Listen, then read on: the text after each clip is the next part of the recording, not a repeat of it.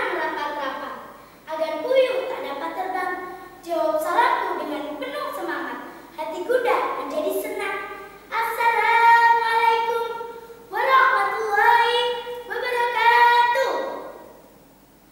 Perkenalkan, nama saya Widya Saskia Daimawasti, peserta dari SD Islam Sultan Agung 1 Semarang. Suara apa itu? Petir, petir, ibu, ibu.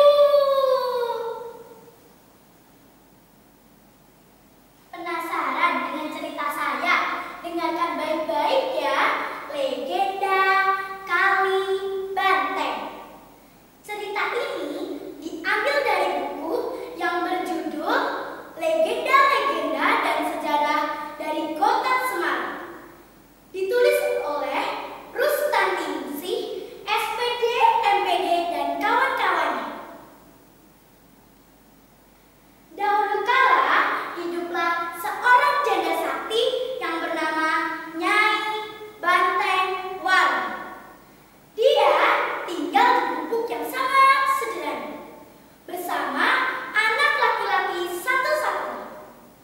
Sehari-hari ia hanya bekerja sebagai petani.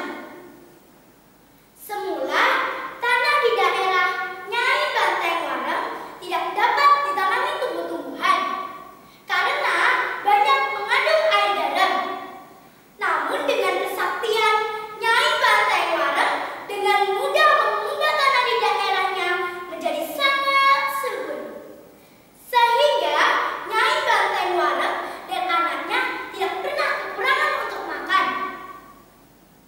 Nyai Banteng Warung sesekali ingin pergi ke sungai untuk menangkap ikan. Dengan bekal kesaktiannya, Nyai Banteng Warung dengan mudah menangkap ikan sesuai keinginannya. Hari-hari telah berlalu. Nyai Banteng Warung memiliki anak semakin besar. Walaupun kulitnya hitam, namun ia sangat tampan. Setiap pagi dan sore, Nyai Banteng Warung mengajak anaknya pergi ke laut, melihat indahnya pemandangan alam matahari terbit dan tenggelam. Dan sesekali, Nyai Banteng Warung membiarkan anaknya untuk berenang di laut. Melihatnya, Nyai Banteng Warung sangat senang. Namun, di balik kegembiraan itu, Nyai Banteng Warung sangat khawatir.